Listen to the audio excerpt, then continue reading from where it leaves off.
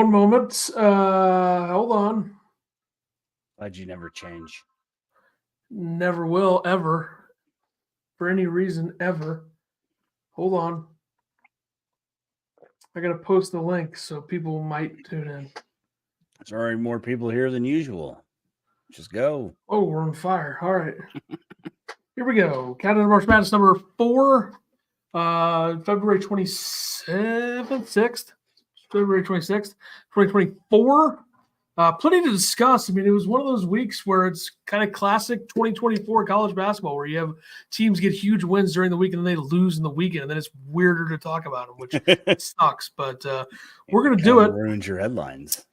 A little bit. I mean, we'll start here with Creighton. Creighton beat UConn earlier in the week. I think a lot of people believe, and it's probably the right thing, that UConn was due for a loss. And they got one. It was 85-66, really not close. No. Really nobody on the side of UConn played as well as they usually do, except for Tristan Newton, who, I mean, this guy has to be a first-team All-American, I would think. I mean, yeah, I don't know how he's not on the list. 27, 12, and 4. Like, okay, So that seems like that's pretty good, especially going, 10 for 21 from the field as well. Yeah. But they didn't get much from Castle in this game. Caravan was 2 for 7 from the field. Spencer was 3 for 8 from the field. So not surprised. You look at the numbers, it makes a lot of sense why they lost. And also, Creighton made 14 threes and shot 50% from 3. So Creighton is kind of like an SEC team without all the athleticism that some of those SEC teams have, where they can just explode from 3, and they really do rely on it quite a bit, to the point where, you look at their game yesterday, they lost to St. John's. They were 6 of 26 from 3, and Shireman was 1 for 10. Yeah. So not everybody can shoot at Madison Square Garden like the Illinois Fighting Illini is basically my thought there. But no, Creighton has been kind of untrustworthy a lot of this season. You look at a 4-2 start or an 0-2 start in the Big East, then get to 4-2, and they have a little hiccup. They had one 6-day stretch where they lost to, or 5-day stretch where they lost to Butler and Providence. Not to discourage or diminish either of those teams, but Creighton should probably beat them. But it's college basketball; anything can happen. But they've bounced back. They beat Xavier. They won their bye game against Georgetown. They beat Butler on the road, and they beat UConn. They lose to St. John's, but I still like this Creighton team. I think there are some defensive things that you worry about a little bit, like they're last in the country in turnover percentage defensively. They don't block a lot of shots, even though they have a 7-footer. Yeah. They give up pretty easy 2s in terms of what they give up. They don't give up a lot of 3s, but they give up a lot of 2s. So I don't know. I think their offense will translate, though. I mean, this team got to the Elite 8 last year and lost to San Diego State. They lost Nimhard to Gonzaga. They bring in Ashworth from Utah State. He's been solid. They still have Trey Alexander and Shireman and Kalkbrenner. So it's like an old team. Greg McDermott's had a lot of success in the tournament. Elite 8 23, Sweet 16 and 21. Couple second rounds in 12, 13, 14. So I think this Creighton team will be fine, but yesterday was tough. They couldn't really score. Bit of an issue. Yeah, they have to make 3s, like you said, and if they don't, they could be an early exit. Do you think they're an Elite 8 team again this year? I don't think I would go that far. I would feel good saying they're a Sweet 16 team. I think they'll pose some matchup issues for some of their possible opponents in the tournament, just because they have experience.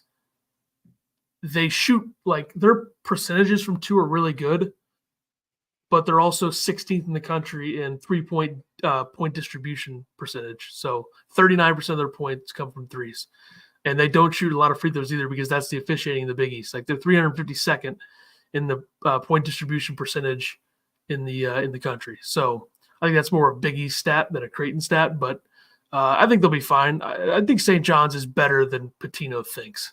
I'll say that. We'll get to St. John's a little later.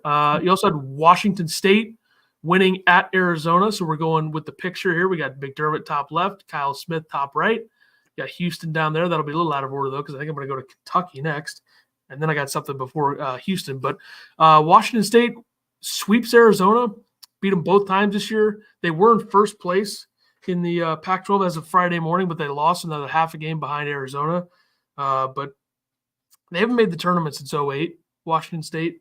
They're going to make it this year. I think there's going to be some Coach of the Year buzz for Kyle Smith. He's 21-7, 12-5 in the conference. They're not a metrics darling at all. They're like St. John's territory in the metrics, which probably says more about St. John's metrics being surprisingly good than anything. But they started 8-1. They lost to Mississippi State. They had a very easy non-conference. You look at the non-conference strength of schedule is 310th. So yeah, not a lot there. Lost to Santa Clara, beat Boise State, started 0-2 in the Pac-12. They're now 12-5. Losses to Utah, Colorado, Oregon, Cal, and Arizona State. They just lost to Arizona State by 12 on Saturday. That's not great, but they were on an 8-game win streak. So give them a pass, especially beating Arizona again, which they won by 3 at Arizona. Yeah. Jalen Wells, 27 in this game. He shoots at 45% from 3. You got a 6'8" guy that's shooting 44.5% from 3. That's that'll get you places. He shot 6 for 10 in this game. So, and in fact, they made 6 threes as a team, and he made all 6 of them. So that seems to be good. You go into Arizona, you only turned over 9 times. You force 11 turnovers.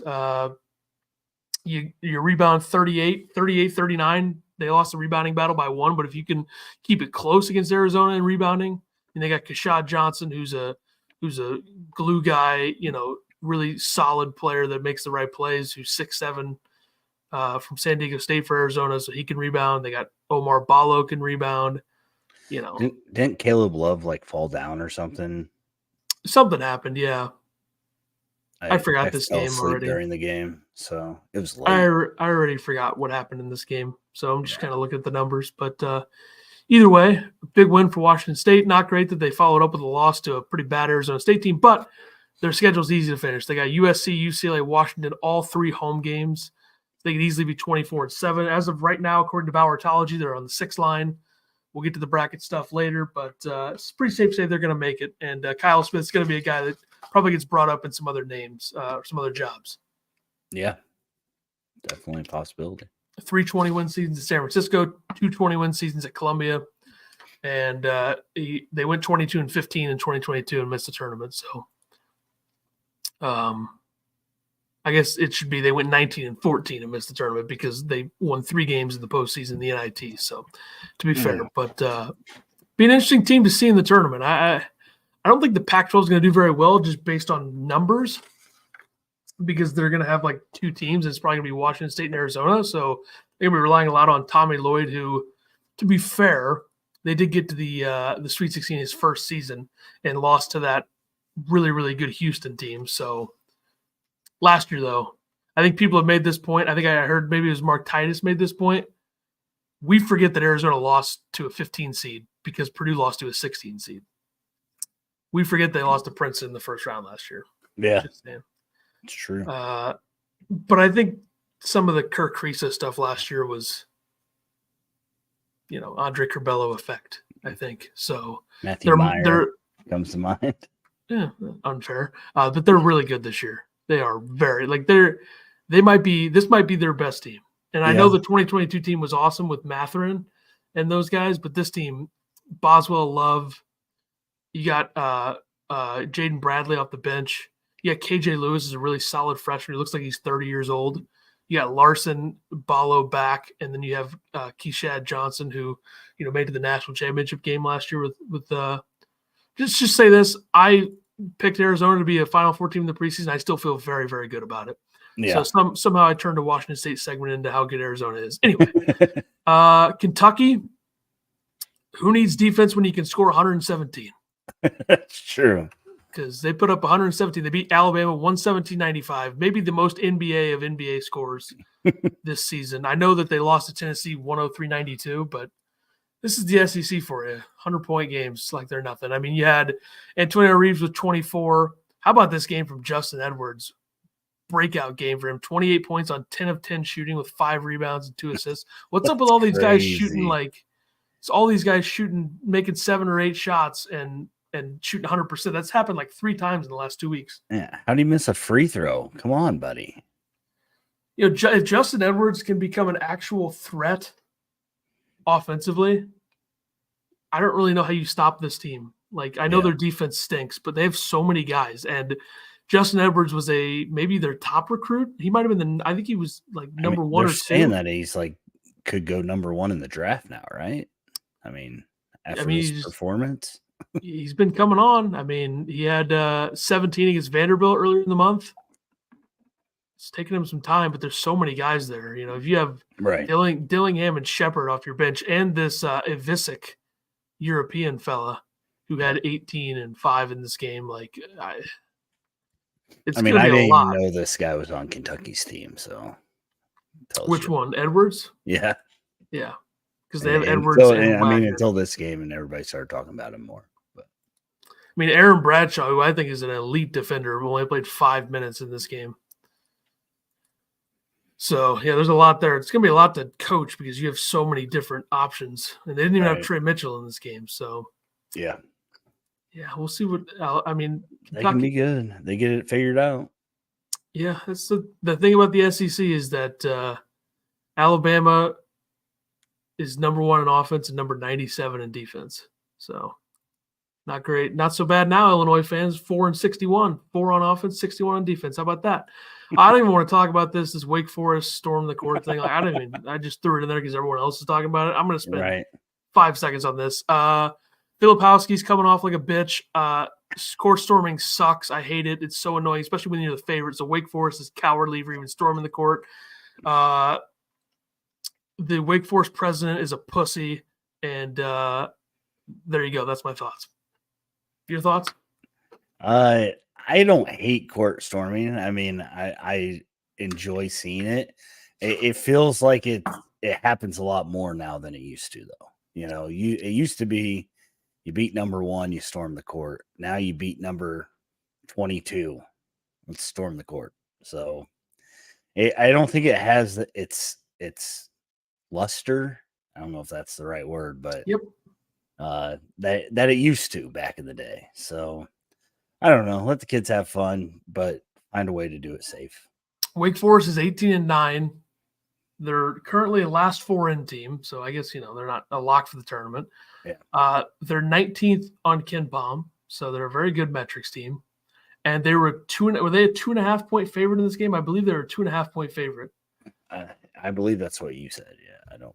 They might have been the other way around, but either way, the spread was small. So I don't know. Whatever. I don't know. Yeah, I don't get storming against number, what was Duke, 9 or something. So sure, yeah, I thought they were higher than that a little bit, but 14. I don't know. Yeah, I be better at getting off the court. You knew that they were running on the court. Filipowski decided not to go over by his bench when he knew that the kids were literally dying to rush the court. So could have tried a little better. Another hateable Duke White. There you go. Houston survives in overtime at Baylor. Houston was very tough. I texted you during this game saying Houston looked elite, and then they promptly just blew their lead. Yeah. But either way, I thought they were really good in this game, especially with, Jamal Shedd didn't even shoot the ball very well. He made that 3, but it was too late in regulation. He shot 5 for 17 from the field, but had 10 assists. So Houston's got a lot of different ways to beat you, especially defensively. Baylor had some toughness down the stretch. Jacoby Walter had a big game. Ray J. Dennis was good. But I think the better team wins this game, and it's hard to win on the road. So take any road win you can get. So when is this Houston's going to struggle in the Big 12 thing? Where's that at? Like, they're a new conference. I mean, they're 11-3. So it's true. I don't know what more people want. That's true. People should stop hating on them. And the thing with Houston is I would never. Yeah, you're a moron too. The thing with Houston is the last 4 tournaments they've been in: Sweet 16, Elite 8, Final 4, Sweet 16. So it's not like they aren't making runs in the tournament as well, because they are. And I think the way that they play is going to be much more beneficial in the tournament than the way that like Big Ten or SEC teams might play. So keep an eye out for that. Yeah, just let them, depends if they just get to hack everybody in the tournament. It's Toughness. I mean, they are tough as hell. I mean, how many times do we have to do this? We can do it all you want. They make teams look like, high school teams. Some of these defensive shutdowns. Yeah. It's a miracle that Baylor even scored 76. That happens. Oh boy, I didn't know that we were a troll show now, but I guess we can be. I can be whatever I want on this show. I don't know what you're talking about. I mean, your opinions kind of suck in this case. I didn't get to watch this game because I have a job, so sorry. It was a Saturday. I mean, we're not talking about like a Monday afternoon. I'm just saying. To be fair, I mean, we're taking shots here. Okay. Houston had 19 fouls in this game, so it's not like they let them get away with everything in this game. 19 fouls is quite a bit. You look at the Iowa State game. Yeah, they Houston's had good, guys. Fouls. If you guys didn't know, Houston's good. The Texas game, they had 16 fouls.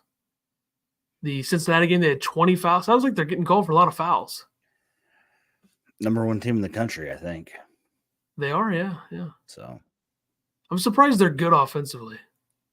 Wouldn't think that a team like that would be able to score as much as they do. They play hard. They have good guards, no doubt. Ohio State is 2-1 under Jake Diebler after winning at Michigan State. Tough one for Michigan State. Tough one. Yeah. Michigan State on the bubble now? Is that what people are saying? I still see him as a 9 seed in a lot of brackets, but I guess that's bubble territory. Yeah, Bracketology has was a 9.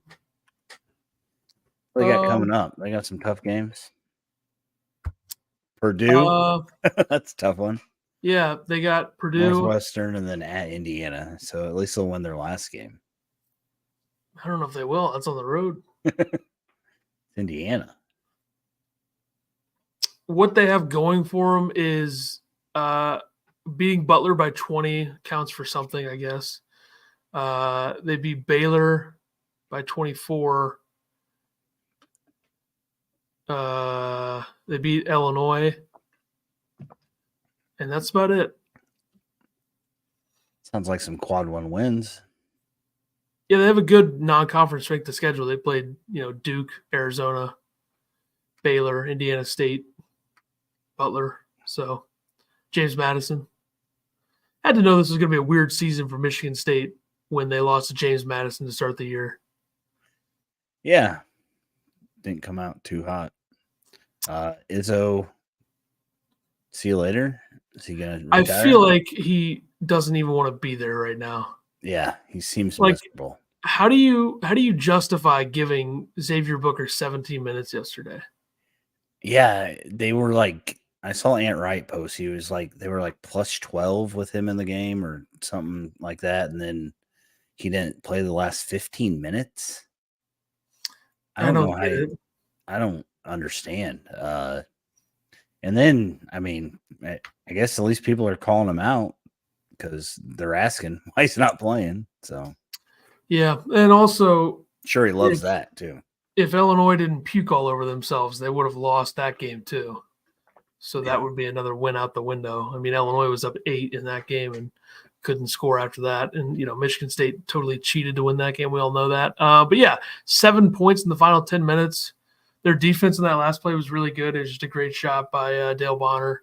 Yeah, it was. And, so the guy with 6 points ended the game for Ohio State. He had 6 points and makes half of those points on that shot. I'm looking at this picture. Was Battle hurt? He was out. Yeah. He was out, yeah. Ouch. Even worse. Yeah, just a terrible, terrible. And they had maybe the worst officiating crew in history with Kelly was there, wasn't he?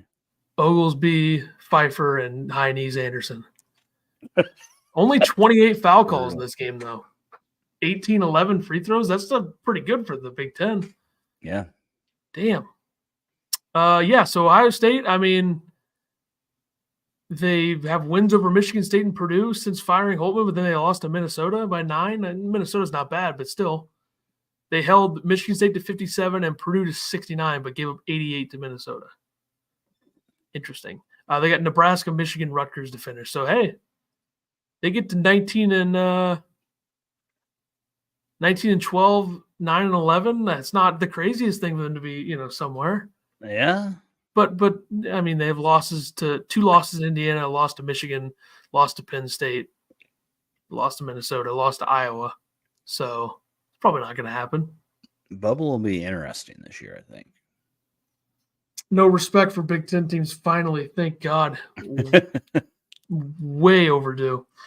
Okay, St. John's bounced back after Pitino pretty much said his team sucked. You all suck. You can't move laterally. You're fat losers like Jokic is pretty much what he was saying. But they win their bye game against Georgetown by 5 on the road.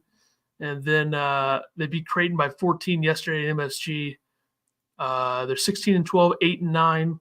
Currently next 4 out on Bracketology, Really? so it's not over yet. Not over yet.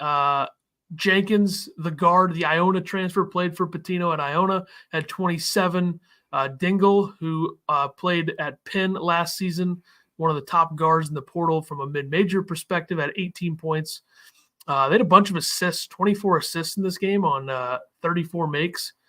They were 100% from the free throw line. Only made 2 threes. Very old school way to win a game. Had 42 rebounds, so they rebounded the ball well. They passed the ball well. They had 8 blocks, 6 steals. They only turned it over 3 times, and they shot 100% from the free throw line. And they held the other team to 6. That's a very old school way to win a basketball game, at least old school nowadays, because it's a little bit different. There's a lot more threes taken and such. Give me a Izzo Pitino playing game. If you want ratings, that would be great. Might actually watch that. And you know what? It's really not a play-in game. Let's get that straight. Because teams still hang banners like they made the tournament for that. It's true. I mean, if it was a real play-in, they wouldn't get to celebrate they made the tournament. Technically round 1. And that's part of what's wrong with the tournament. And if they expand the tournament, I'm done. Yeah. Please don't. I'm out if they expand it. But Illinois would make it every year for sure. But either way, I'm out. Yeah, but it doesn't mean anything. You know it's going to happen. By 2028, it will happen. It's all about the Benjamins. Anytime something comes up like this, whether it's conference realignment or expanded college football playoff, that stuff always happens. So this is going to happen, and it's a huge mistake. It's a shame. Yeah. I mean, I could maybe talk myself into it just because I like the sport so much, but it's going to suck. Yeah, there's no way it needs to happen. I don't think anybody thinks it does, except for the idiots that are running this. For the guys that are trying to make money. Which this should already be a huge moneymaker for them anyway. So, like, what the hell? He doesn't like more money. Yeah, I get it. I get it. Corporate greed. We all Especially old whites. Exactly. Would you be surprised if these teams win their conference tournaments? I have a couple teams from each conference here. Okay. This will be good. Would you be surprised if Wake Forest or Clemson won the ACC tournament? Yes. I would be more surprised with Wake Forest, I think. I don't know. I think they got a better chance than Virginia, I'll say. Yeah. Virginia can't score. Problem. Yeah, that's not great. Part of the reason why I say I wouldn't be that surprised is just because I feel like the ACC it's always a year where there's always, a weird team winning the conference tournament. Now, last year it was Duke, but the year before that it was Virginia Tech. I just think neutral floor North Carolina and Duke are too good. So that's why I would be surprised. But the year before that it was Georgia Tech. So, which that might be the most fraudulent conference tournament of all time. I think they played 2 games and won the conference tournament. Yeah. Because of COVID, I think. They beat Florida State. But, Clemson is a team that is currently on the 5 line, which is shocking to me. Like they're 19-8, they're 9-7 in the ACC.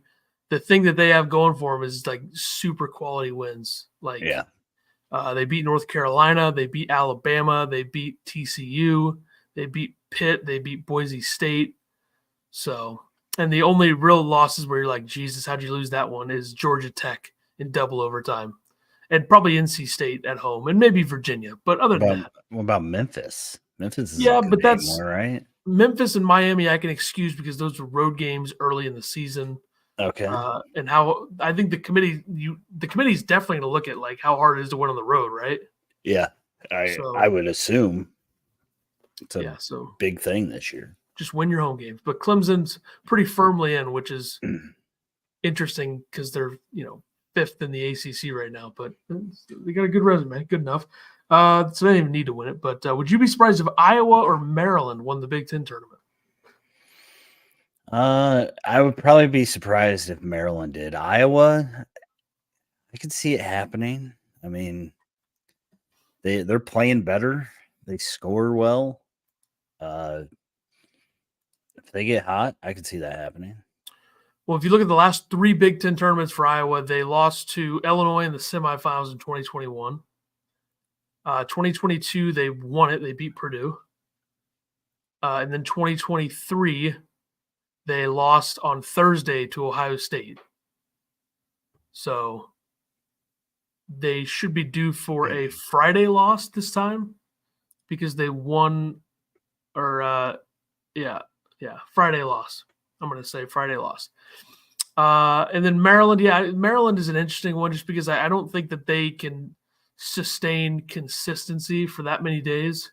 Yeah, that'd be my worry. They don't score very well, and I think you need to be able to make shots in these neutral site games. And they're 348th right now in 3-point percentage. So that might be an issue. And they've shown zero consistency. Their most consistent stretch was a 5-game win streak in the month of December from against Penn State, Alcorn State, Nicholls State, UCLA, and Coppin State. Yeah, give me Minnesota a better chance than Maryland to win the Big Ten tournament. Yeah, I just want to throw Maryland out there because they have like the 3rd or 4th best guard in the conference. But yeah I would agree Minnesota's got a better chance. Penn State might have a better chance, actually. For being honest, Penn State's got a better offense than that team. The team who has the team least likely to win the Big Ten tournament.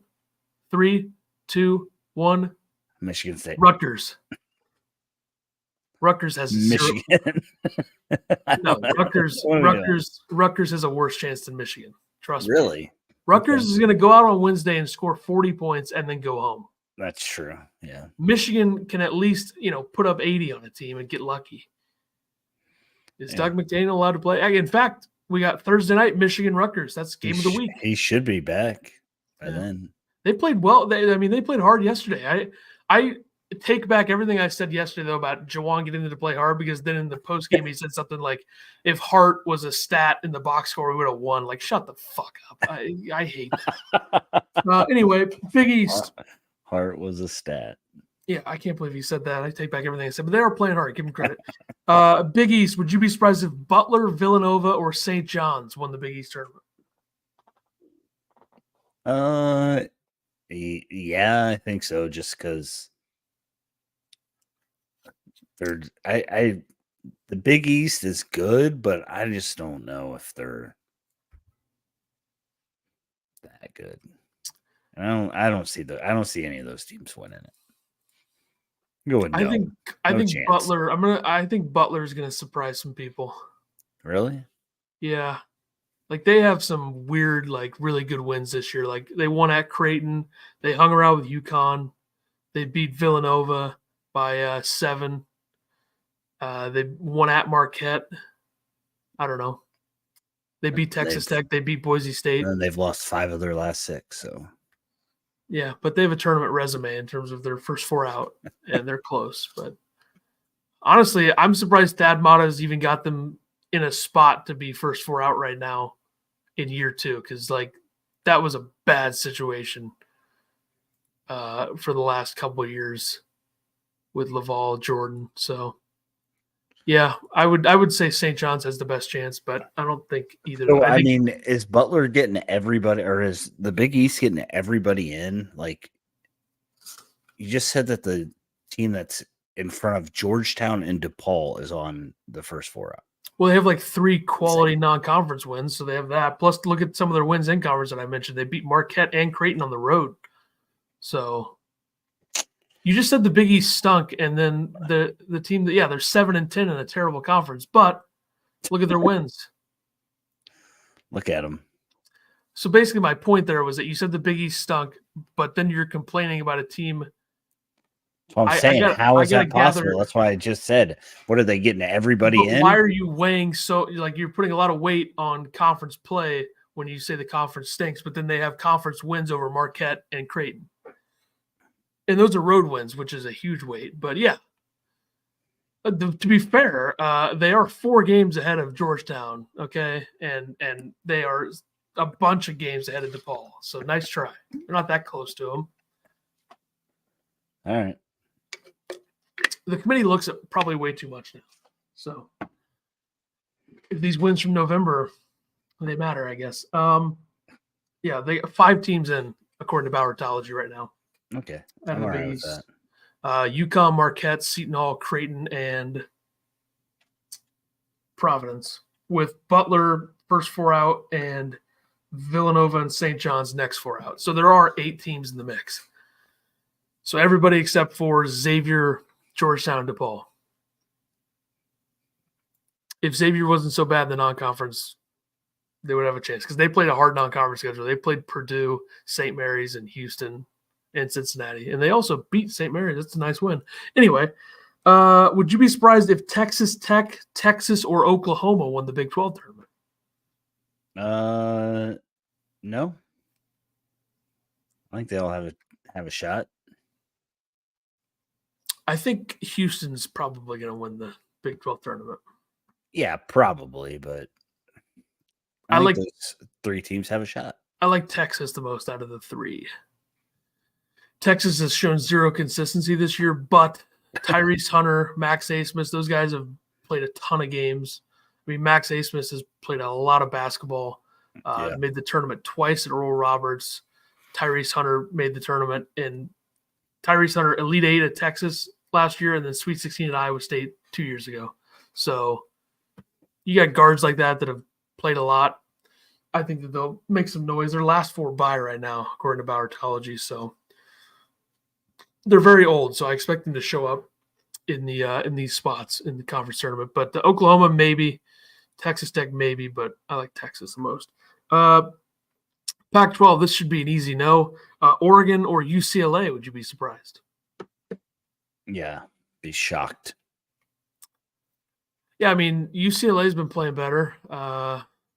They were so bad, though, to where it doesn't even matter. I mean, I guess if Arizona somehow gets knocked off, I don't know how the Pac-12 is structured, but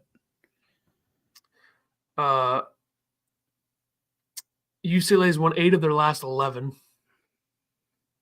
but they're still only 14-13. Oregon's, not as good as they probably should be. The Pac-12 tournament last year, what happened there? Arizona won it, right? Yeah, they won that Saturday night. So pretty much if you're one of the top couple seeds, you got to win 3 games. I think it starts on Wednesday and then Thursday, Friday, Saturday to finish, I believe. So, yeah, I don't see either of those teams winning. It's going to be Washington State or Arizona. SEC, Florida or Texas A&M? No. Buzz Williams needs to get ready to learn Chinese because he's done. Texas A&M has not been. They were supposed to be so good this year, and they are ranked awful. Preseason, right? Yeah, I think I had them like top 15. They won 25 games. They won 25 games last year, and then they brought back like all of their good players. It's terrible, embarrassing that team has losses to Vanderbilt and Arkansas this year. 2 losses to Arkansas. That's a joke. I'd fire him right now, right this second. He's made 1 tournament there in 5 years. See ya. They won 52 games the last 2 seasons before this season and won 0 tournament games in that time. And only made it once because the team they were 23 and 12. Yeah. After the SEC tournament. Yeah. And then So good job this year, Buzz, idiot. All right, that's enough for that. Conference thoughts. I got some conference thoughts here to go over. I think the Mountain West very fun to watch, but Mountain West fans better watch their mouth about people caring about them because shut up, we're all paying attention. Big 10, Big East, ACC, Pac-12 equals a lot of teams that are either bad or untrustworthy. We'll get to that. The Big 12, I think, is a little overrated. I think the SEC is extremely top-heavy. I think there's a bunch of really, really bad teams in the SEC. Missouri is awful. Vanderbilt is terrible. Arkansas stinks. Georgia's not any good. LSU's not any good. Ole Miss, overrated. Texas A&M, trash. Mississippi State, all defense, no offense. Florida, underachiever. Kentucky, all offense, no defense. South Carolina, overrated. Auburn, maybe the only balanced team. Auburn and Tennessee, the only balanced teams in the conference. Alabama, all offense, no defense. That's the SEC. Trash. Conference metrics, just to look at some of the numbers here in each conference. The ACC has 5 top 50 offensive efficiency teams, 5 top 50 defensive efficiency teams, and 3 top 50 tempo teams. The only teams I trust in the ACC to do anything are Duke and North Carolina. I don't trust anybody else, and I hardly trust them. Yeah, I agree with that. And trust means do I trust them to get to the second weekend? Big East has 5 top 50 offenses, 7 defenses, and 1 tempo. I trust UConn. I trust Marquette. That's it. Big 10, 8 top 50 offenses, 6 top 50 defenses, and 1 top 50 tempo. And the team I trust, they lost to a 16 seed last year, so that's great. But Purdue's going to get to the second weekend this year. I'm pretty confident in that. Yeah, I think that's safe to say. And I don't think we can sit here and say that we trust Illinois or Wisconsin. No. Big 12 has 8 top 50 offenses, 8 defenses, and 0 tempo. And I only trust Houston. I don't trust anybody else. Really? I would say Houston. The only other one that's close to being that in the area where I would trust them is BYU. Not even them. I don't trust Kansas. I don't trust Iowa State. Yeah. Baylor, maybe. Trust them just because the guards. I don't know. SEC or Pac-12 has 5 offenses, 4 defenses, and 2 tempos. I trust Arizona. That's it. SEC, 6 offenses, 4 defenses, 3 tempos, and the teams I trust equals none. Nobody. Maybe Tennessee would be possibly on the list, but that's it. I mean, it's Rick Barnes in the tournament, so who knows? He has made some runs, but still. Mountain West, 3 top 50 offenses, 6 top 50 defenses, and 1 top 50 tempo. I don't trust any of those teams either because it's the Mountain West. They have 1 year where a team gets the national championship game, gets destroyed, gets the doors blown off of them, and then all these Mountain West fans you guys never talk about us. Nobody ever talks about us. New Mexico was in a great spot, and then they lose to Air Force. They're still last 4 by, though, so there's them in Nevada still pretty firmly in the field. Takes a lot to get a team out of the field these days. All right. Bracketology. Right now, the 4, it's it's a big phrase together. Here. We did that together. Yeah, sure. The 1 line features Purdue, North Carolina, Houston, and UConn, according to Bracketology, as you can see here. Bracketology says it right there. The 2 line is Kansas, Arizona, Marquette, Tennessee. Other interesting tidbits: Illinois stays at a 4 after losing to Penn State. Wisconsin's a 5. Kentucky's a 5. Auburn and Baylor, San Diego State, the other 4s.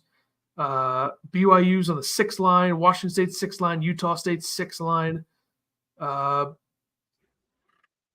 Interesting matchups on here, hypothetically.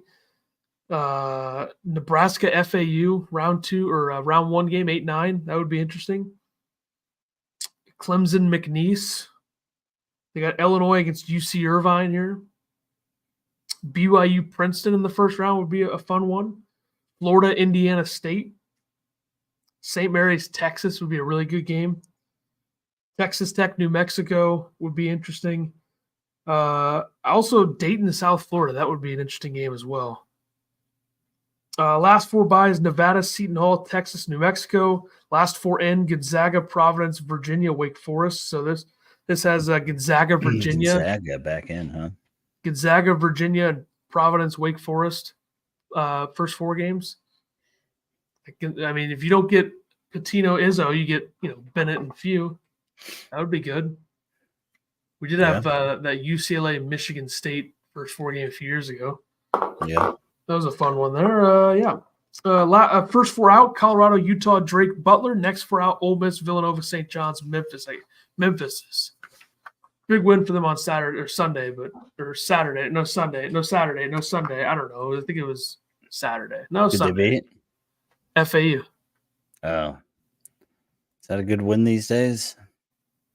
I mean, it's the best opportunity to have a good win in the AAC. It's them and SMU. Those are your real only chances in that conference. And South Florida is first in the. South Florida started 2-4 with losses to Central Michigan, Maine, and Hofstra, and UMass. And they've won every game except for 1 since that. They're 14-1 in the AAC. That is insane. Pretty good. Yeah, that's just annoying, really. But whatever. Bids by conference: Big 12 9, SEC 7, Big 10 6, Mountain West 6, ACC 5, Big East 5, AAC A10, Pac-12, and WCC with 2. So back to a 2-bid AAC and a 2-bid WCC. That's crazy talk. Crazy. Games to watch, games of the week. Tonight is nothing. Tonight, Miami goes to North Carolina. Baylor goes to TCU. Am I on the right week? Because these could all be wrong. Nope, that's correct. Okay. You said they have nothing, so that's it. It's terrible. There you go. Tuesday. BYU at Kansas, Texas at Texas Tech, Nevada at Colorado State. I'm sure there's more. That's you. Virginia Tech at Syracuse, 6 p.m. ESPNU. Wisconsin and Indiana, 6 p.m. Peacock. Pitt and Clemson, 6 p.m. ACC Network. Kentucky at Mississippi State, 6 p.m. ESPN. And then NC State, Florida State, 8 p.m. Central, ESPN2. It's all Central time. That's right. Wednesday. Auburn is at Tennessee. Oklahoma's at Iowa State. South Carolina goes to the lowly Texas A&M. Minnesota comes to Illinois. And Seton Hall plays at Creighton. Northwestern at Maryland. Did you say that one? Nope. Did you say Providence at Marquette? Nope. Arizona State. Yeah, that's a good game. Yeah. Arizona State beat Washington State at home. Virginia at Boston College. That'll be interesting to see if Boston College can get a nice little win for themselves. First to 50. Yeah, I think Boston College is going to put up 95 on them. Wow. No. Seems impossible. Just a miserable game. Did you say St. John's at Butler? That's a big one. No. Huge bubble game right there. That's 7:30 p.m. Central, CBS Sports Network. I don't know if I have any others that you didn't put. So Thursday. I have Nebraska at Ohio State. Also, Gonzaga at San Francisco. Gonzaga could use that road win. That would be good to. San Francisco good? Yeah, they're a good team. Quality, okay. Solid. All right. Friday. Dayton at Loyola Chicago. Don't forget Cornell at Penn, 7:00. Oh, yeah. Cornell's a nice little squad. Yeah. Saturday, there's a ton. Yeah, Florida at South Carolina, Kansas at Baylor, Illinois at Wisconsin, Marquette at Creighton, Virginia at Duke, UCLA at Washington State, Michigan State goes to Purdue, Tennessee at Alabama, Houston at Oklahoma, Gonzaga against St. Mary's. And I'm sure there's 1,000 more. So Villanova at Providence, Hofstra at Charleston. That's a big one. Oregon at Arizona, UMass at Davidson. I missed some of the ones you said. Mississippi State at Auburn. You're good. Iowa State at UCF, Wake Forest at Virginia Tech, Iowa at Northwestern, Texas Tech at West Virginia, VCU at Richmond, Texas A&M at Georgia, Pitt at Boston College, New Mexico at Boise State. I'm sure you said Michigan State at Purdue. Are you just naming every game they're playing Saturday? TCU at BYU. There are so many more games than this. There's like 100 more than what we've said. I know. But we're not supposed to list them all. I mean, I listed the good ones. Okay. You got to get some bubble ones in there. Sunday. Sunday, all I have is Seton Hall at UConn. Don't forget Indiana at Maryland. Big one there. Northern Iowa at Southern Illinois. And probably the game of the day is Bradley at Drake, 2:30. Yeah. And then Stanford at Colorado. Three upset picks. I went 2-1 last week. I went 1-2. Shocker. I know you guys are shocked. I got Kansas beating Baylor. Is this right? I don't even know. Auburn winning at Tennessee, and Miami tonight over North Carolina. Boy, that's a bad one. I'm going with I had Creighton over UConn last week, by the way, if people forget. And then I had Kansas State over BYU. And then Xavier got destroyed by Marquette yesterday. Give me Indiana over Wisconsin. Really? Welcome to the Big Ten, folks. I'm a sharp. I know it. This game is at Indiana, I believe, or else I wouldn't pick it. Do you think that matters right now? Indiana is such a mess. They're going to win this game. These types of teams win games when you don't expect it. It's true. Look at Ohio State. Did anybody think Ohio State would beat Purdue after firing Holtman other than me? You did. Exactly. I'm a That's sharp. all that matters. People should take my word. Hang on a sec. I'm trying to make sure one of my games is this week because yeah. Nope, it's not. All right, cool. Uh-oh. How did I met? No, it is. Okay, it is. We're back. We're back. Oklahoma over Iowa State. And then I said this sometime earlier this last week or something. There's a bunch of Saturday games. I'm just going to take one that nobody's even going to be paying attention to.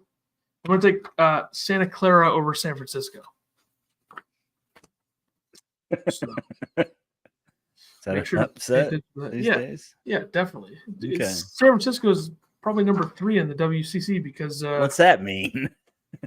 It means BYU's gone. That's what it means. Gonzaga and St. Mary's are fine teams. They're not as good as they usually are. Yeah. I happen to think both those teams are still pretty good, but like top 25. No, San Francisco's 11-3. Holy cow. Yeah, how about that? Take that. And their losses are 2 to St. Mary's and 1 to Gonzaga, so they've beaten everybody else. Which most of those teams stink. But anyway, they beat Minnesota. They beat Minnesota in the non-conference. So they beat DePaul by 16. That's a big win. By the way, DePaul had a chance, man. They had a chance against Georgetown. They lost it. Lost by 1. It's a shame. Jaden Epps with 33 points on 18 shots. Not a bad game there. Not a bad game. DePaul now 0-16 in the Big East. DePaul has won 9 Big East games in their past 3 seasons. That's 9 of 56. No, 9 of 47 games they've won. And since we said we're going to be DePaul fans, they are like the worst team in the country. So that is so true. There you go. You're welcome. It's tough. The old us jinx. We gave teams in the Big East a free couple of wins every season. That's how you look at it right there. Except for Georgetown, who was losing to them with like 12 seconds left, and then Epps got fouled, and then they won. But whatever. Don't ask me why I was watching that game. All right. That'll do it for us. We'll be back next Monday for the 5th episode. Last Number one. 5. This is the last one of February. It'll be March. March 4th will be that one. So it'll be the last week of the regular season, I guess, right? Yeah. That sound right? Yeah. Wait. Yeah. No. Yeah. Yeah. Because the tournament starts like the 22nd or something. Anyway, that'll do for us. We'll see everybody next week.